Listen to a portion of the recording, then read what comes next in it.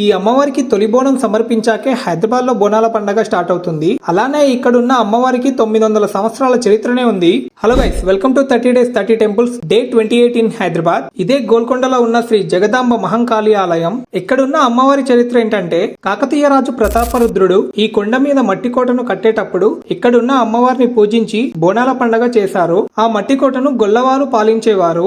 అప్పటి నుంచి దీన్ని గొల్లకోట అని అనేవారు. కాలక్రమేణా గోల్కొండగా మారింది.